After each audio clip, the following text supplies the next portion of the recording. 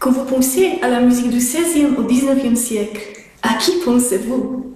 Quels sont les noms qui vous viennent à l'esprit? Bach, Mozart, Beethoven?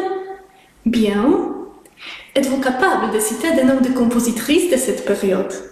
À votre avis, combien de femmes ont marqué leur époque?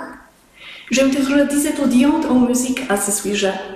Aucune n'a su répondre.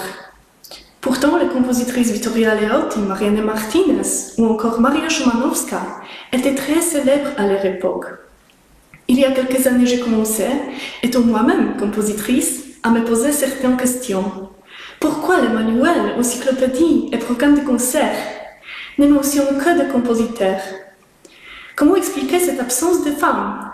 Il est pourtant bien connu que ces compositeurs, considérés comme exceptionnels aujourd'hui, avaient de nombreuses étudiantes talentueuses qui créaient leurs propres compositions. Je me suis donc demandé ce que sont devenues ces compositrices. Où se trouvent leurs œuvres à présent? Pourquoi n'y a-t-il pas de disques, de concerts, de monographies de leurs œuvres?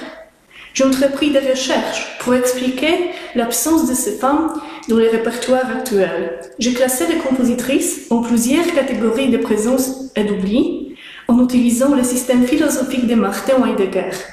Au fur et à mesure que mes recherches avançaient, j'ai découvert des faits de plus en plus intéressants. Par exemple, les critiques de musique du XIXe siècle n'ignoraient pas les œuvres de compositrices à motif d'infériorité. Mais au contraire, ils avaient un si grand respect pour les dames qu'ils n'osaient pas les critiquer. Hélas, le faible nombre de critiques a provoqué la raréfaction de leurs œuvres dans l'histoire de la musique. Après recherche des œuvres de compositrices dans les archives nationales et internationales, c'est un nouveau regard sur l'histoire de la musique qui est proposé. Il y a presque 200 ans, Clara Schumann disait « Une femme ne devrait pas avoir envie de composer. D'ailleurs, jusqu'à présent, aucune n'en a été capable. Pourquoi devrais-je m'attendre à être une compositrice ?» Notez-vous cette absence totale de confiance? Elle ignorait que de nombreuses compositrices remarquables avaient existé par le passé, notamment pendant la période de la Renaissance.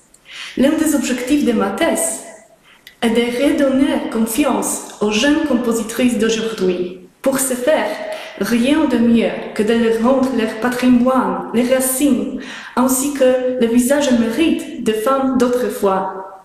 Si ce sujet vous intéresse, je vous encourage à découvrir au moins une œuvre de ces compositrices. Laissez-vous surprendre!